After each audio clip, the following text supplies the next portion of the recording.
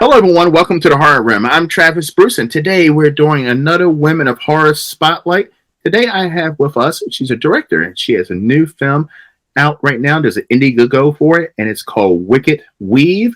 I have with us Lena Claiborne. Lena, welcome to the Horror Room. Hello. Thank you. Thank you for having me. I appreciate it. It's an absolute pleasure. It's an absolute pleasure. So tell us a little bit about Wicked Weave.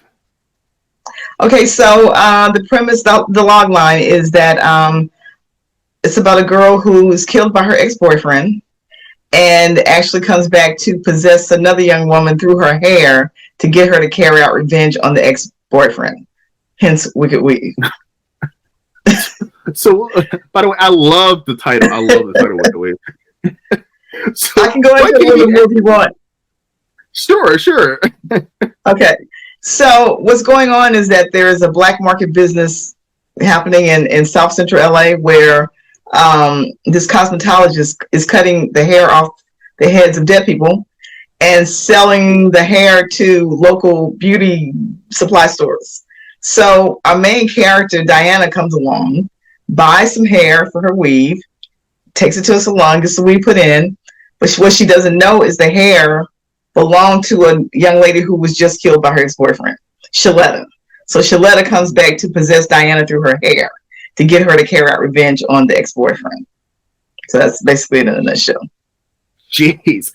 I mean, so what gave you the inspiration to come up with the story for this movie? So it's really a crazy story. What happened was, well, not to give away my age, but yeah, like 20 years ago, my producing partner and I were shopping projects around Los Angeles, trying to get something set up. And we weren't having a lot of luck. We were pitching a lot of serious stories based on true life type stories that we really felt needed to be told. And we couldn't get them set up. So one day, just out of frustration, I said, like, what's the craziest? I bet if we come up with the craziest thing we can think of, that's probably something that would sell. So we just started brainstorming just out of fun and coming up with these crazy off the wall ideas. And so I had just gotten my hair done that week. And so I said, have you ever thought about where all this hair comes from?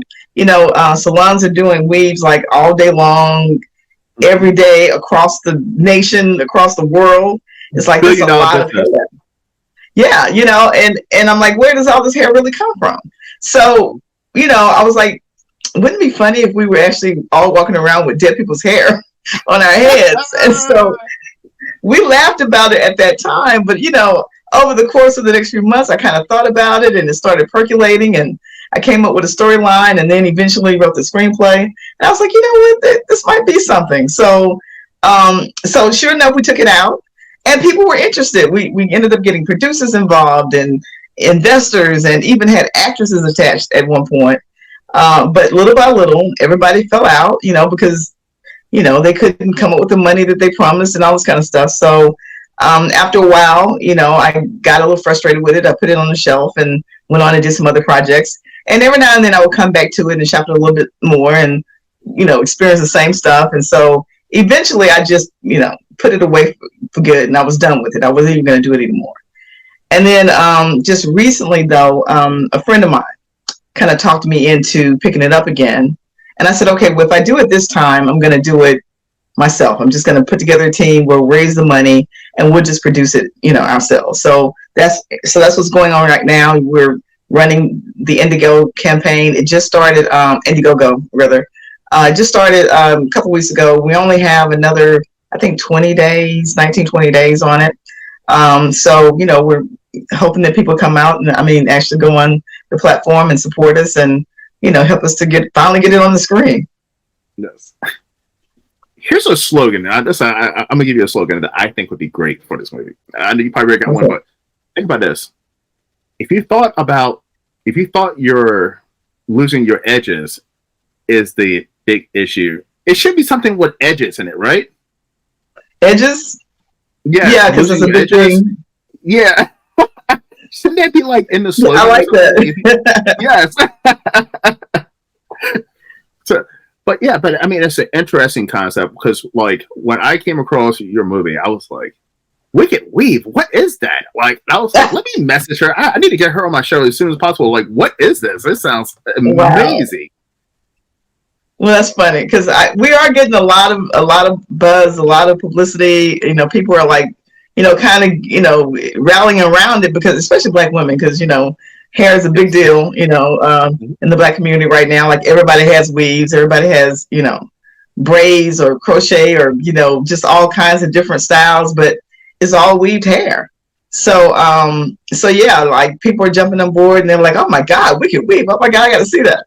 You know, so, you know, hopefully when it comes out, we'll have the same kind of support and even more. And it actually becomes a success in the marketplace.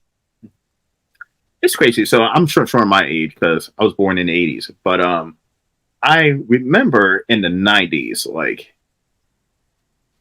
people used to make fun of women who wore weaves, like or wigs. Like, it was like a thing, right. Like, oh, you have a weave. You have a wig. Right. Like, I remember even like watching Martin, like, he would make fun of Pam for having horse. You have horse hair. And then, like, yeah, I remember that. Yes, and suddenly it was like 2010. I remember exactly. It was like 2010 where weaves became the thing. I mean, it became, when it came to Black women, like, not even Black women, other races would be rocking. Yeah, weaves. around the world. Only they call it extensions in other cultures. Yeah, they call it extensions. Yeah, but but like, it's like the norm now. No one actually, you know, no one says anything disparaging about someone wanting to wear weaves. You know, I mean, they even attach a term protective style. It's a protective style to it. So, like, I remember, I didn't mean to cut you off. I'm sorry, but I remember when, I'm sorry. No, you're fine. Go ahead. I remember when Sinbad had a joke back in the 90s, something about, you know, you can't have hair up to here on Monday and then on Wednesday have hair to here, you know, and it's like, because that used to be what would happen, you know, when you have weaves, you go from here and he's like, no, that doesn't work. So yeah, he used to actually make fun of people with weaves, you know, on stage, but now, like, it's just a common thing, like you said, so nobody even really thinks about it. Exactly. Now, have you always been a horror fan?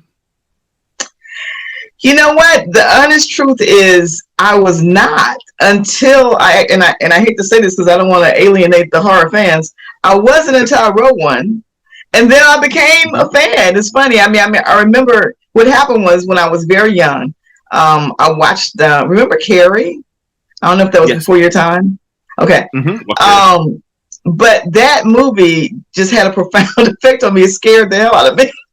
You know, that hand reaching up at the very end. Oh my God, like, that really scared me. And for many years, like, I wouldn't even watch a horror movie because of that. And then eventually, you know, I started watching a few things here and there, and, you know, I would watch them, but I wasn't like I don't like the blood and gore and all that kind of stuff. But I loved, like, the Blair Witch Project, those kind of spooky, you know, suspenseful, that keeps you kind of like on the edge of your seat. You don't know what's going on, but without really the blood and gore. But it was still a very good movie. So, so after that, I started watching them, you know, here and there, and I kind of enjoyed them. So, like I said, when I started, I didn't know that this was going to be a horror film. It just kind of turned into one. And so once I wrote it, like I said, I became a fan. I started watching them all the time. So this weave is attached itself to this woman, and she is now seeking revenge. Now, are there going to be quite a few victims? Well, actually, there are only 3. They're obviously the boyfriend, and then he had 2 friends. He has to go. Yeah, he had 2 friends that helped him to get rid of the body because they thought she was actually dead, but she wasn't. He had hit her, and she fell into, she had an aquarium in her apartment, and she fell backwards into the aquarium, and the glass broke, and, you know, there was a light, and so the light hit the water, and it, you know, caused electricity to kind of go through her body, and then, you know, next thing she knows, you know, she's out, and so when they checked her, they thought she was dead, and so they went to get rid of the body, threw her off in the river, thinking she was dead, when she wasn't dead yet. She died in the river. And so she came back and that's why she's like, you know, she's going after all 3 of them. So one by one, she finds them, and she goes after him. So I'm not gonna tell the rest of it because that'll give it away. But that's what happens. Now you do have an Indiegogo out right now. What are some excellent perks that you're offering?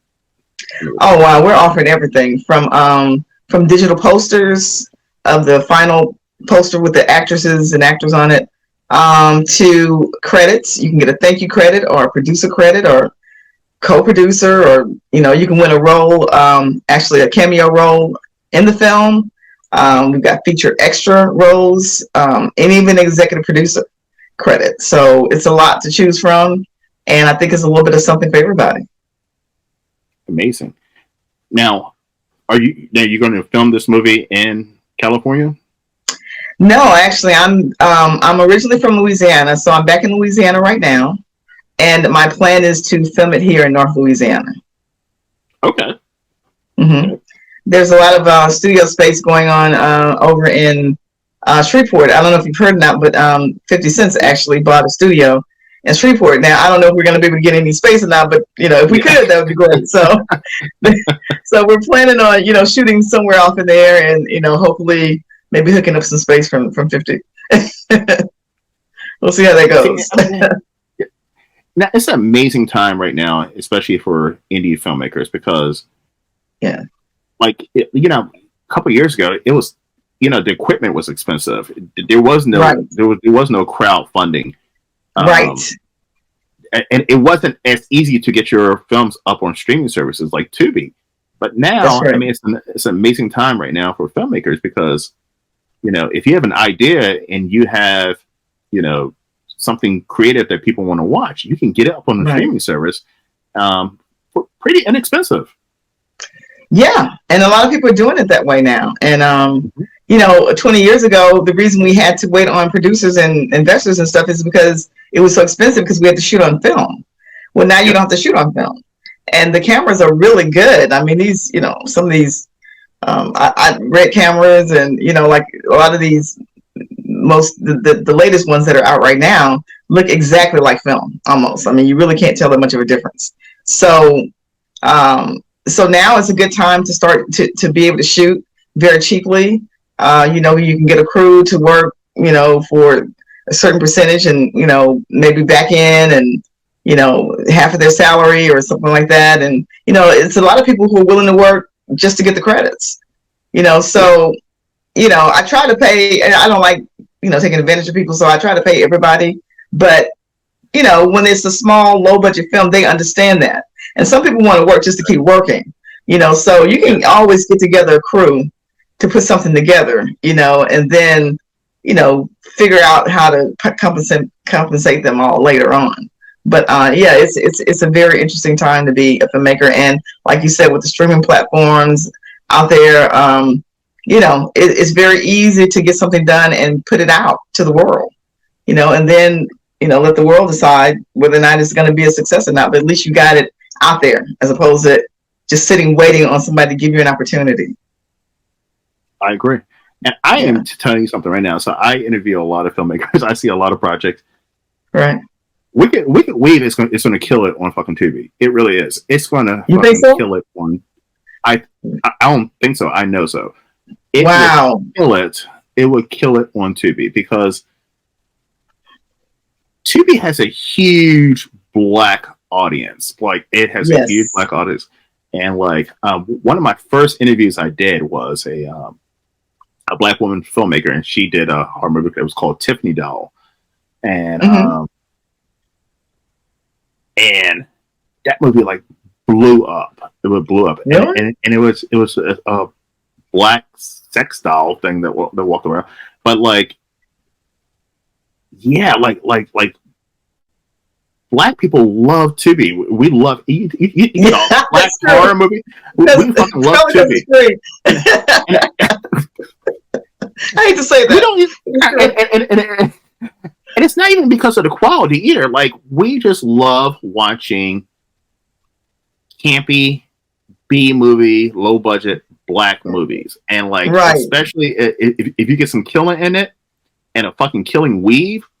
Right. God. Great combination. Huh? Well, done. thank you from your mouth to God's ears. And black women are definitely going to watch this because, oh my goodness, you know, you get a black man who gets killed, who killed a black woman. They're gonna fucking love this. I mean, they're gonna listen. This movie, I'm feeling it. Wicked Weed. I hope so, man. We're hoping that we can get it done and that people will love it. So thank you. It's gonna go. It's gonna go up on Tubi and kill it. Well, I can't wait. I can't wait to get it done and get it out and, you know, let people just, you know, kind of watch it. And, you know, I can't wait to get the feedback. And because if it's positive, then, you know, I leave a little room, you know, to possibly do a sequel. Like I said, I'm not giving away the end, but there is a little room. So if it goes well, you might see a second one. And what's that one gonna be called? Wicked Hairpiece? No, it'll probably just be Wicked Weed too. Wicked Lace Front? Hey. Wicked Lace Front? Oh, Wicked Wig. I mean, listen, we can just... Wicked Dreads. We can just go down the line. I like that. Because men are wearing weaves now too. I mean, like men are getting the lace front weaves now. They really are, and you'd be surprised. Yeah. Like you can't even tell. Like it's. No. I don't know what they call them, hair plugs or whatever, but you really can't even tell the difference. It's ridiculous. No, I mean they actually get the lace front weave. I mean they get the stocking cap glued on. Men are black men are actually getting the. I think LeBron James has one, by the way. But who? I think LeBron James has one. Oh, really? I'm pretty sure. LeBron James has a lace front, but really? Because his hairline was way back here, and now he has a full head of hair, like out of the blue. That's true. But I think he has a lace front. But yeah, a lot of look it up on YouTube. Like you'll be shocked. Like these black men are getting like nice fade. I mean, bald head. I've seen the fades. I saw a guy recently that I was like, same thing what you said about LeBron. I know for sure that this guy had a receding hairline and he had a bald spot like in the middle. And all of a sudden he's just got all this really nice hair with a nice fade. And like, how does that happen? A lot of these black guys who are walking around with dreadlocks, that's a weave. Yeah, that's definitely a weave. Yeah. Majority, and I'm saying majority, I'll say 50% of black men who walk around with dreadlocks are wearing a wig. Not a wig, a weave, I'm sorry. Yes. Yeah, that doesn't surprise me. Yeah. And I'm bald, and I'm joking. I'm like, maybe I should get a lace front. And I'm like, I'm not doing that. Like, that's ridiculous. Come on now. You can try it. You have to try it. Men. But there's nothing wrong with a man being bald. I mean, nothing wrong. It's very popular. Yeah. Now you can't do that weird George Jefferson thing where you got the hair on the side. Oh no, go completely bald. Like go. The comb over thing. Yeah, the people with that's crazy. Like you're not covering up anything. Everybody knows it's bald underneath. It's crazy looking. It looks ridiculous. If you start going bald as a man, just take it all completely off. I mean, just shave it. Don't do the beanie. Yeah. Don't do the bozo thing. Yeah, just go completely big because it actually makes you look older. When you have that George Jefferson look, it makes you look older. That's true. I agree. You're absolutely right. Yes. Yeah. So I mean, no man should be wearing a toupee or a weave or a lace front. Like, listen, it's okay. Women like men who are bald. You know what I mean? Like, so, I mean, it's not a big deal. Well, I don't know. I don't know that we like. Well, I guess we've gotten so used to it, but it's how there's double standards. Women have to are supposed to look a certain way, and men can look however they want, and that whole thing. So that's why we invest so much in it. But you're right. I mean, it'd be great if we didn't have to do it and just went natural, like you guys do, and not worry about it. Yeah, but Lena, and some of us do. Man. A lot of women do. A lot of women go natural. Yes. I've been natural. Yeah. And it was cool. Natural. It was freeing. I love it. I like natural, but you couldn't be with a man who was wearing a lace front weave. Like that's ridiculous. Wouldn't it be ridiculous? Would you know? I mean, I don't know that I would know. Well, maybe later I would know. But if I just meet him and I don't know, and then I really like get into him, and then I find out, it's probably too late at that point. I'm like, okay, I can deal with it. But if I know going in, I'm like, I don't know about this dude. But he's walking around the house wearing he's walking around the house wearing a damn bonnet. Yeah, it would be. I mean, we probably have to fight over hair products, you know. So, I can see that being extremely funny. Well, I've seen those videos that men was getting those lace front weaves. I'm like, what the hell is going on? Like, it's not that serious, fellas. It's not that serious. It's not. I know, but a lot of them are doing it. Right.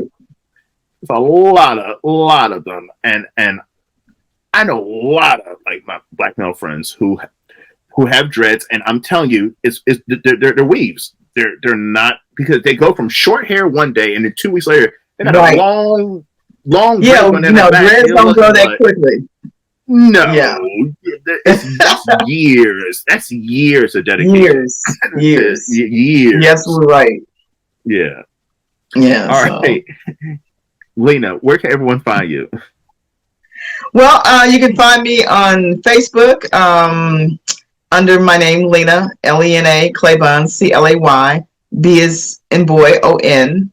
Or let's see, I'm not on Well, I have an Instagram account, but I haven't really been active on it recently. We're getting ready to put up a page for the film, and you can find me. Eventually, you'll be able to find me there. But also, I don't mind people, emailing me. My email address is, well, actually, I'll give you the one for the film. It's wickedw365@gmail.com. Okay. And it'll come straight to me. I'll get it. And I'll have her email address as well as the link to the Indiegogo down in the description box.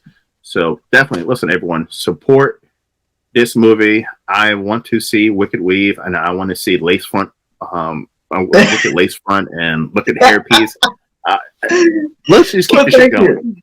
Let's keep the show. All right, absolutely. Well, thank you so much. I appreciate that. It's been an absolute pleasure. Everyone, thank you for coming to the Horror Room. I'm Travis Bruce. See you guys next time. Take care.